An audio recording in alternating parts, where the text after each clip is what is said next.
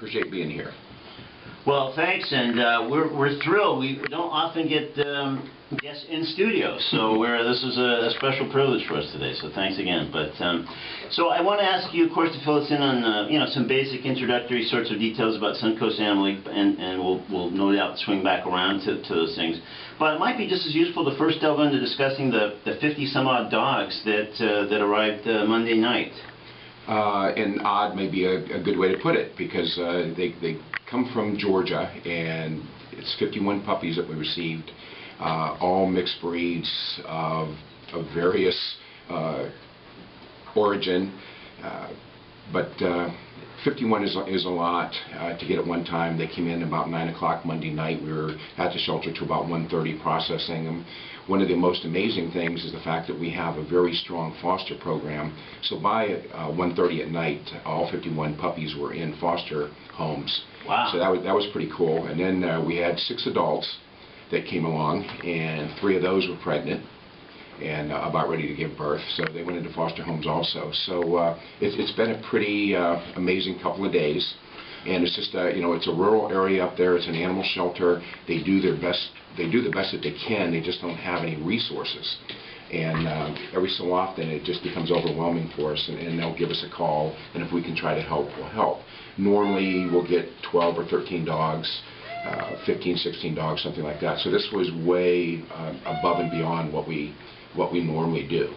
And is it there's just one specific shelter or organization that periodically needs the kind of help that you're providing, that you provide on a Monday? It is that group that we deal with quite a bit, and we get calls every day from shelters all over the country actually seeking help. And and some of the problems you run into, there can be a lot of disease in animal shelters, and we have to be really careful about who we deal with, what they do prior to us getting the animals. Just we can't bring things back here and put our animals in danger that are here. So sure. So we get a history with some shelters, and we know pretty much what we're getting. It's always a risk, but we can minimize that risk by knowing who we're dealing with. So that's what we have a tendency to do.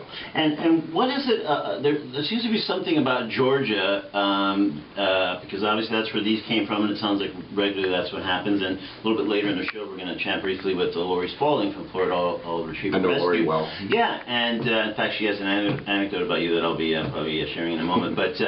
But again, steady influx of dogs to them, and apparently to you. So what is the Georgia thing?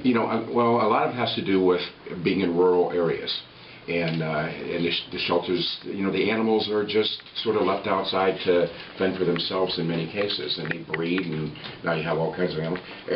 The past couple times we've helped out, we've had about 4 of the dogs that have been shot. And we've had to have amputate a leg on one of the dogs and stuff. So the dogs up there, we have a stray cat problem in the Tampa Bay area. Just pretty much everybody does. So you see those cats roaming around all the time. Well, up there it's dogs, and they're everywhere. They're on every street corner. They're packs at every. Wow. It's a mess. It's a different world than what we face here. Sure. So that's gonna continually have an overflow and a need for people like you and Lori to step up. Exactly. Wow. Let's sort of stick with this. So the 51 came and they immediately sort of sounds like went to foster homes. Exactly. Most of them, there's only about 5 of them that were even 8 weeks of age. Everybody else is very young, even down to 5 days old. So what we try to do is we get them medically taken care of, and then we divide them up in 2s and 3s and put them into foster homes, and they get an opportunity. And these dogs, and even the adult dogs, it's the first time they've ever been inside a home.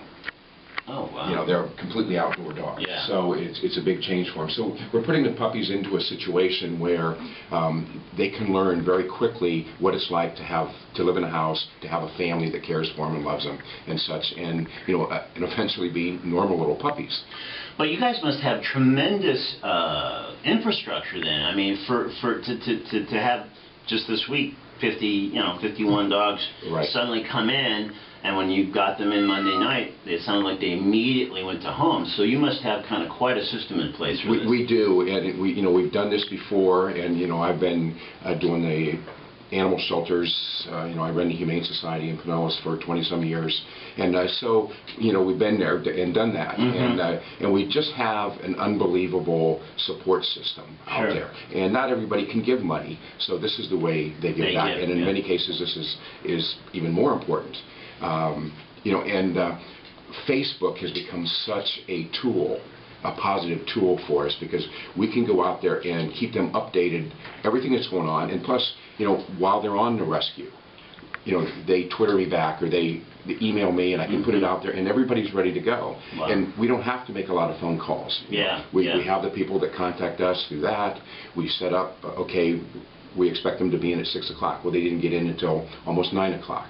So we keep people updated, and at 9 o'clock we had an influx of people, and it's just it's an amazing system. We got a dog in, was turned into us, and a 2-year-old large dog, very, very nice, Gracie.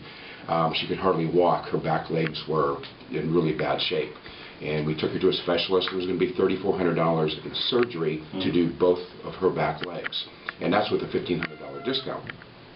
We went to our Facebook friends and our constant contact people, and we asked everybody for $1.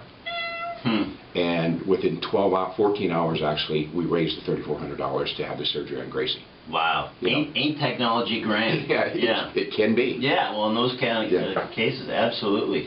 So then how long would, again, let's just maybe follow these 51 a little bit further, just because I think we learned a lot about Suncoast Coast Animal League in the process.